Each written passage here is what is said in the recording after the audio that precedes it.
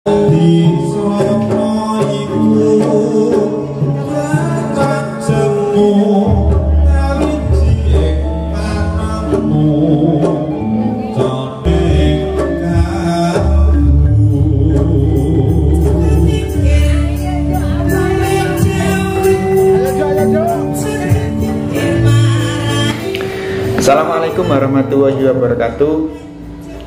Kembali lagi di Celengan Channel. Pada kesempatan hari ini Celengan Channel masih membahas tentang kebudayaan atau adat istiadat yang sudah turun-temurun dilaksanakan oleh leluhur kita. Sampai hari ini juga masih banyak dilaksanakan. Mungkin teman-teman sering mendengar istilah kata nyadran, istilah kata sedekah bumi, istilah kata manganan, dan istilah kata gerbek suro. Kalau di lingkungan perkotaan mungkin hal-hal semacam ini sudah menjadi hal yang langka, hal yang tabu kan. Nah, sedangkan di perdesaan ini masih sering dilaksanakan dari leluhur kita, dari nenek moyang kita sampai hari ini, atau sampai sekarang. Nah, untuk teman-teman pernahkah berpikir bahwa kata-kata nyadran, terus kata-kata sedekah bumi, manganan, istilah-istilah semacam itukah pernah teman-teman berpikir sejak kapan hal semacam itu dilakukan, kan gitu? Sejak leluhur kita yang mana yang melakukan sampai kok turun temurun sampai dilakukan hari ini, kan gitu. Nah, memang sebelum agama-agama masuk di Pulau Jawa, terutama di Jawa ya, di kerajaan-kerajaan Jawa pada abad 8, 9, kerajaan Jawa atau Pulau Jawa atau orang-orang Jawa itu sudah memiliki peradaban sendiri yang sudah dibilang cukup maju. Misalnya era-era Kabudan, era-era Kadiri, era-era Medang, itu kan sudah sebelum Hindu-Buddha masuk kan. Tapi orang Jawa sudah punya kepercayaan sendiri, punya ketuhanan sendiri. Bahkan di bangku sekolah waktu kita masih SD sering kita menyebut namanya animisme dan dinamisme. Kita kembali lagi ke pokok permasalahan, bahwa ketika saya beberapa hari ini belajar sejarah, terutama saya sering membaca buku yang berjudul Menuju Puncak Kemenangan, Sejarah Kerajaan Majapahit yang dikarang oleh Profesor Dr. Slamet Mulyono. Ini saya sedikit tergelitik lah, istilahnya terbuka wawasannya bahwa Bapak Slamet Mulyono ini mengarang bukunya mengambil dari terjemahan seorang empu yang bernama Empu Prapanca dengan kitabnya Nagara Kertagama. Memang Empu Prapanca itu mengarang kitabnya yang berjudul Nagara Kertagama itu di masa kerajaan Majapahit yang dipimpin oleh seorang raja yang mempunyai gelar Sri Rajasa Negara, yakni Raja Hayam Wuruk, Raja Majapahit yang keempat, di mana Majapahit pada masa dahulu itu menuju masa keemasannya, masa-masa yang sudah luar biasa. Karena apa? Sudah tidak memikirkan polemik di dalam negeri, melainkan sudah memikirkan hal-hal yang besar sampai ke luar negeri, sampai ke Pasai, sampai ke Cina dan lain sebagainya kan. Nah, di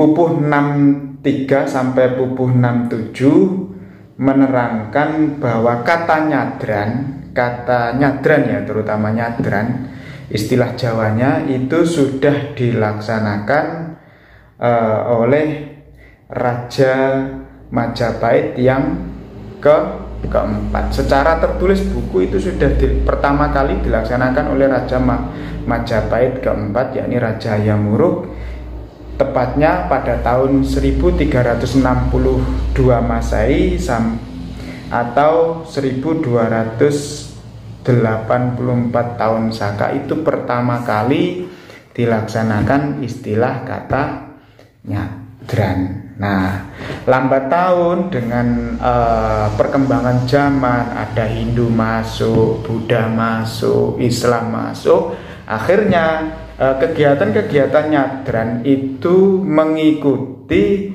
kebudayaan-kebudayaan atau bercampur dengan kebudayaan-kebudayaan baru.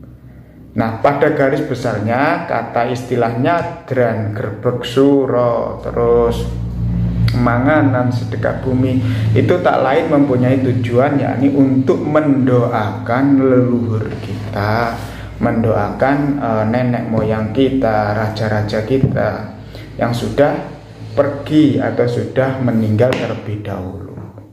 Makanya kalau di istilah nyadran di desa saya, di kampung saya itu biasanya yang pertama diisi oleh doa bersama. Doa bersama, ada tahlil, itu malamnya, malam H-1 malam harinya.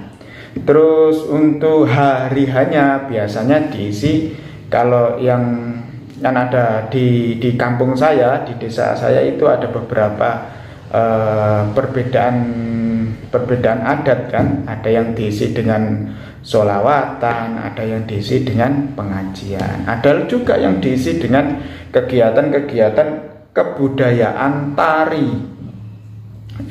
di sekitar lingkungan kita, seperti kebudayaan langgeng tayub, kebudayaan kesenian wayang kulit, terus kebudayaan kesenian itu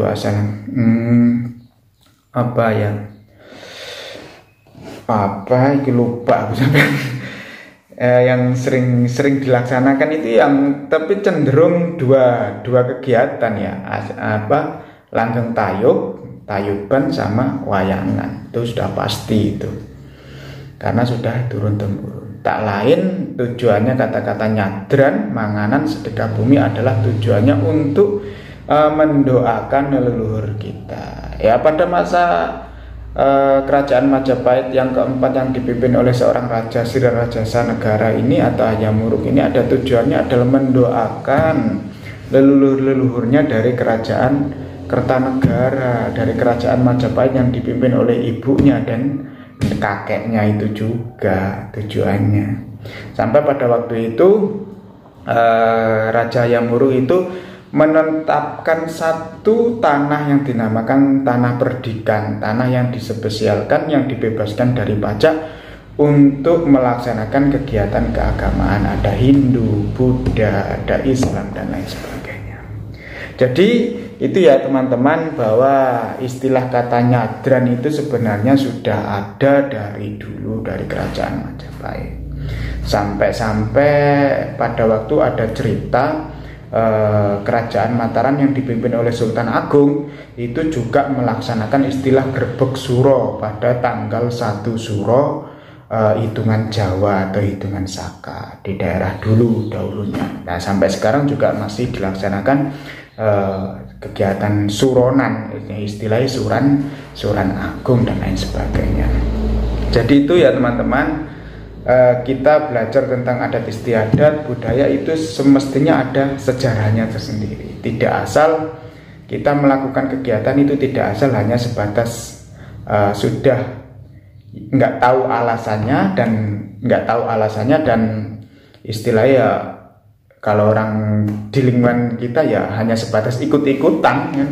Padahal kegiatannya nyadran, manganan, sedekah bumi, gerbek suro dan lain sebagainya itu tujuannya adalah untuk mendoakan para leluhur dan sudah dilaksanakan secara tersurat, ditulis dalam kitab Nagara Kertagama yang dikarang oleh Empu Prapanca. Itu pertama kali secara tersurat ya. Kalau secara tersirat ya mungkin dulu-dulunya sudah dilaksanakan oleh raja-raja terlebih dahulu, tapi secara tersurat itu sudah dilaksanakan pada tahun 1600 ya.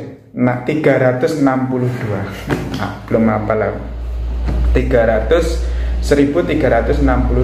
Masehi pada masa kerajaan Majapahit yang dipimpin oleh seorang raja yang mendapatkan gelar Sri Rajasa Negara, tak lain adalah Raja Hayam Wuruk, anak dari raja ketiga kerajaan Majapahit Tritunggal Buana Dewi dan cucu dari raja pertama Raden Wijaya.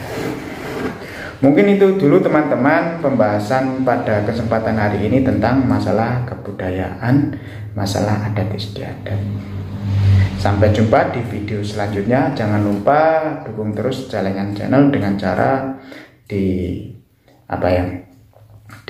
like, di share, di subscribe. Semoga kita dapat belajar bersama tentang kebudayaan, tentang adat istiadat, terus tentang peninggalan pusaka dan lain sebagainya. Bahkan mitos burung perkutut itu juga termasuk termasuk peninggalan.